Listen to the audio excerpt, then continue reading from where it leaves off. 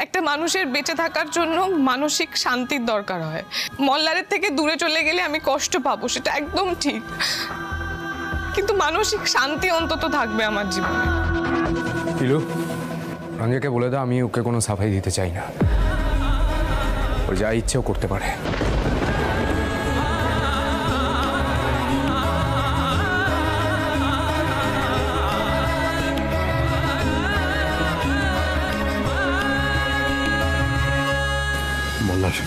মল্লার শোনো, মল্লার আগে আসল কথাটা বলো।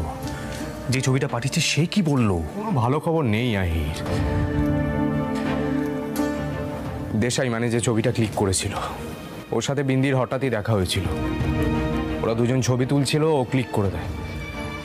আর বিন্দি ওই মহাদেব রায়ের ব্যাপারে দেশাইকে কিছুই বলেনি। দেশাই ভেবেছিল হয়তো ওদের বিয়ে হয়ে গেছে। সবকিছু পুরোটা না ঝাপসা আহির। শুধু যদি এটা প্রমাণ করা যেত আমার আর বিন্দির বিয়েটা হয়নি, তাহলেই মুখ রক্ষা হতো। আমি একটা কথা বলবো, কেউ হাসবে না তো?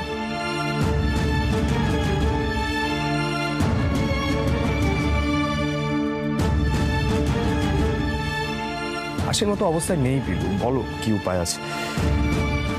দেখো মল্লারদা, আমরা যেখানে এসেছি সেখানে বাবা ভোলানাথ খুব জাগ্রত। চলো না আমরা কোনো একটা থানে যাই। আমি বলছি আমরা কোনো না কোনো একটা পথ ঠিক পাবো। দেখোই না কিভাবে হঠাৎ মহাদেব রায়ের সঙ্গে দেখা হয়ে গেল।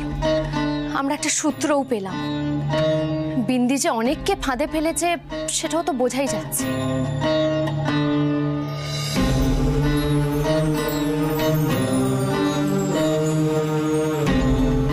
আমরা অন্তত বাড়ি ফিরে দাদুকে এটুকু তো বলতে পারবো। নিশ্চয়ই বলতে পারবো। মল্লার যাবে নাকি?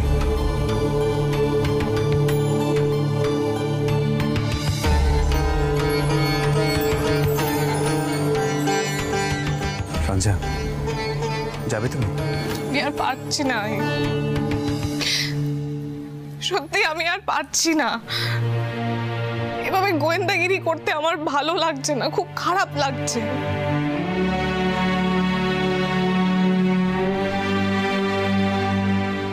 আমার জীবনটা অলরেডি ওলটপালট ছিল, কোথা থেকে একটা মেয়ে এসে হঠাৎ করে আরো ওলটপালট করে দিল।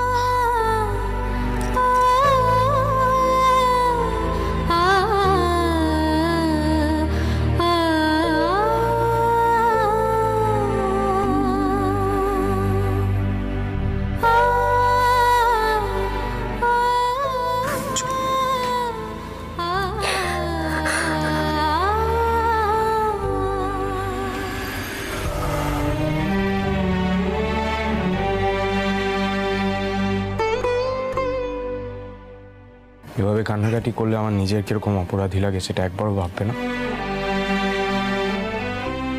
ভাববেই বা কেন? আমি তো তোমাকে কোনো মানসিক শান্তি দিতেই পারি। আমি না এভাবে কান্নাকাটি করার মেয়ে নই ঠিক, কিন্তু এই টানাপোড়েনটা আমি সত্যিই সহ্য করতে পারছি না।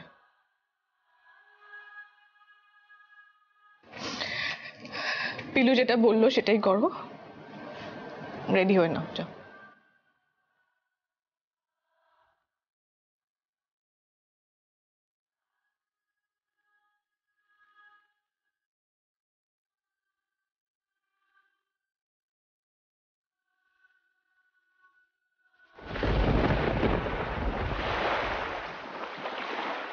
মল্লিকা, বিন্দি সেই থেকে ঘরে বন্ধ হয়ে আছে না? মানে বাথরুম যাওয়ার জন্য বের হচ্ছে না? কি যে বলি, আরে বাবা পিসি ঠাম্মাকে তো বলে রেখেছে না যে কেউ যেন ওর মুখ না দেখে, সেটাই তো বিপদ হয়ে গেছে। আইতা ফোন করেছিল, ওরা কিন্তু ওখানে কোনো সুরাহা করতে পারেনি। মানে যে যে সূত্র বেরিয়েছে তার থেকে কিন্তু প্রমাণ করা যাবে না যে মল্লার তার বিন্দির বিয়েটা মিথ্যে। আর তাছাড়া তো মানে বিন্দি যেরকম মেয়ে অনেককে অনেকভাবে ঠকিয়েছে, এইটুকু প্রমাণটা পাওয়া গেছে শুধু। সে কি রে, মাহিরের সঙ্গে যখন কথা হলো তখন তো বললো বিন্দির যাকে বিয়ে হয়েছে এর প্রমাণ পেয়েছে। হ্যাঁ সোনি আন্টি, কিন্তু সেটা ঠিক প্রমাণ নয়।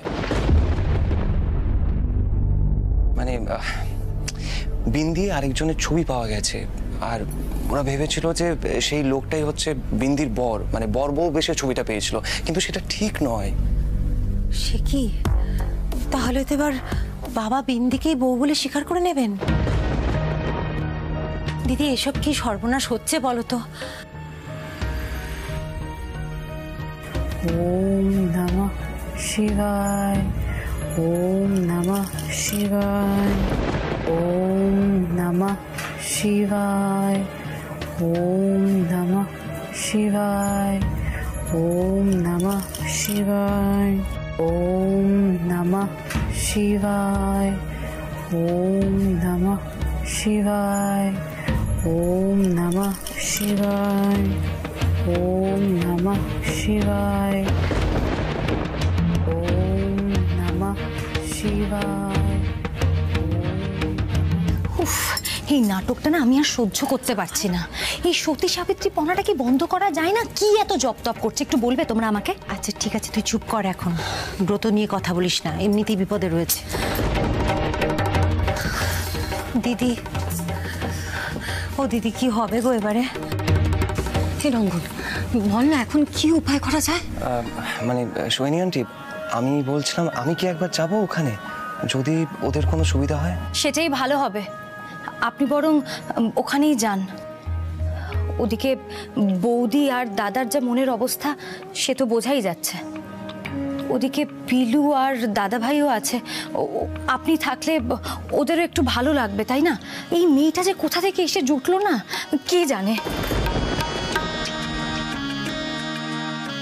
মল্লিকা, তবুও তো নজরে নজরে আছে। চোখের ওপর যদি না থাকতো বাইরে কি কি কাণ্ড ঘটাতো ভেবে দেখেছিস? ভাবলেই গোটা গাটা আমার শিউরে উঠছে। রঙ্গন, এক কাজ কর, তুই রওনা হ। দেখ না ওখানে গিয়ে যদি কিছু করতে পারিস। কি সাংঘাতিক কাণ্ড বলো তো, এরকম বিপত্তি যে ঘটতে পারে সেটা আমরা কেউ কোনোদিন ভেবেছিলাম? তো পাগল করে দিচ্ছে এই মেয়ে। আচ্ছা কোন শক্তিতে ও ব্রত নিল বলো তো? ওর কোনো ভয় নেই, ও তো জানে ও মিথ্যা কথা বলছে।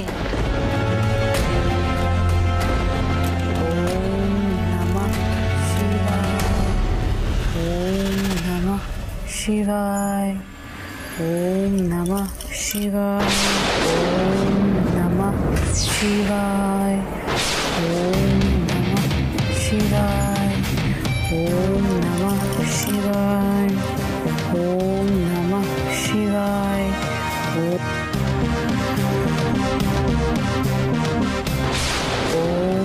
নমঃ শিবায়, ওম নমঃ শিবায়, ওম নমঃ শিবায়, ওম নমঃ শিবায়।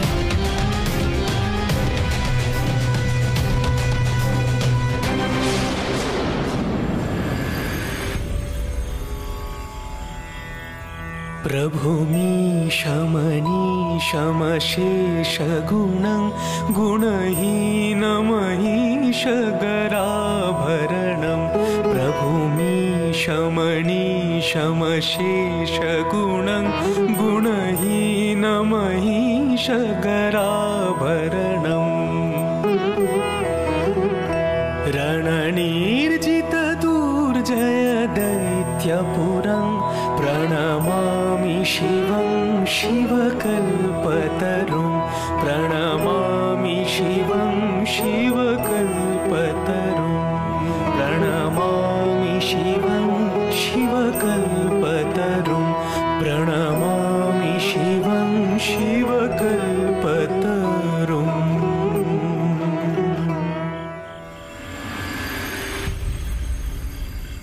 জয় শিব শম্ভু, জয় শিব শম্ভু, জয় শিব শম্ভু, জয় শিব শম্ভু, জয় শিব শম্ভু, জয় শিব শম্ভু। জানো তো, এই প্রদীপ গঙ্গায় ভাসালে বাবা ভোলানাথ সব ইচ্ছে পূরণ করেন। তাই? তুমি কি করে জানলে? আমাদের হোটেলের বেয়ারা বলছিল। আচ্ছা শোনো না, আমি বলছি যে তুমি আর মল্লারদা আরতি করো, আমি আর রঞ্জা যাব প্রদীপ ভাসাতে। তুমি দেখো বাবা ভোলানাথ ঠিক কোনো না কোনো পথ দেখাবেন। হ্যাঁ, কোথা থেকে যে তোমার এই বিশ্বাসগুলো তৈরি হয় ঈশ্বরই জানেন। তবে তুমি যখন বলছো নিশ্চয়ই করব। আর বলছি, মল্লার আর রঞ্জা এখন এলো না যে, কোথায় ওরা?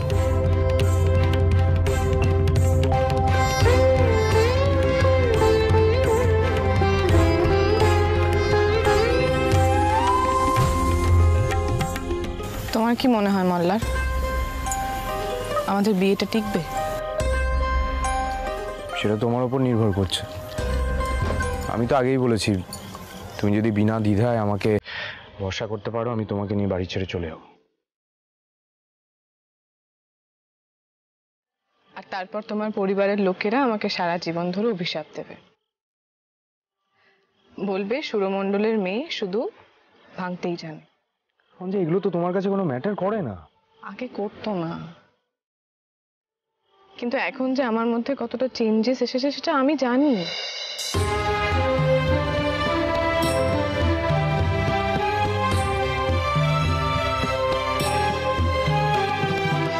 আগে তো সব কথা ইগনোর করতাম, এখন কি পারি বলো? মনে হয় তোমার ঝামেলা বেড়ে যাবে। মনে হয় না? বাবার থানে এসে তো আমি মিথ্যে কথা বলতে পারবো না।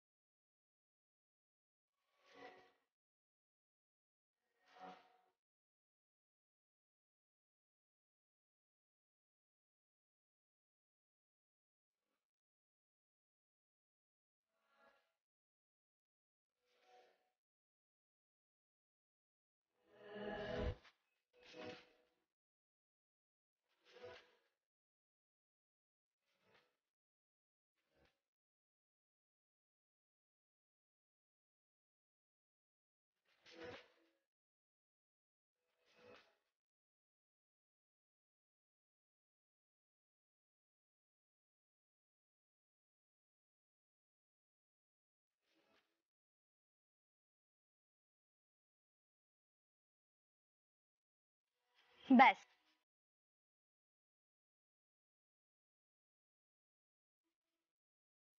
এটাই যখন মনের কথা, তখন কেউ জানুক আর না জানুক, বাবা ভোলানাথ ঠিক জানবেন। তুমি দেখো রঞ্জা, আমরা কোনো না কোনো পথ ঠিক খুঁজে পাবো। মল্লারদা, তুমি আর ওস্তাদজি চলো, গিয়ে প্রদীপ জ্বালাবে, পুজো দেবে। আমি আর রঞ্জা সেই প্রদীপ গঙ্গায় ভাসাবো। এসো। চলো মল্লার, ফোনগুলো দিয়ে দাও। এসো। চল।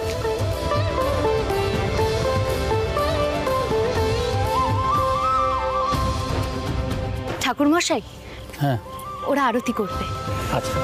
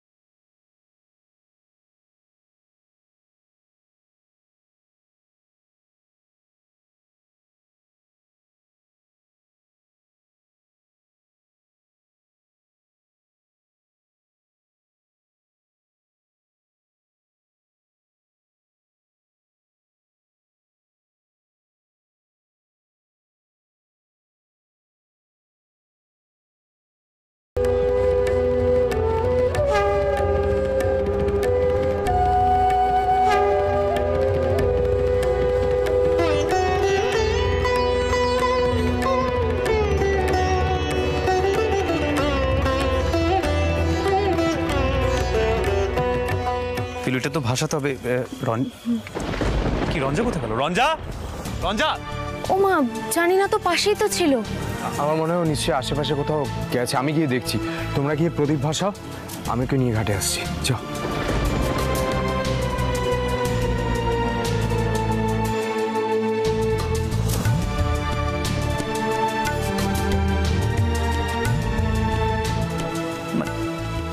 চলো এসো।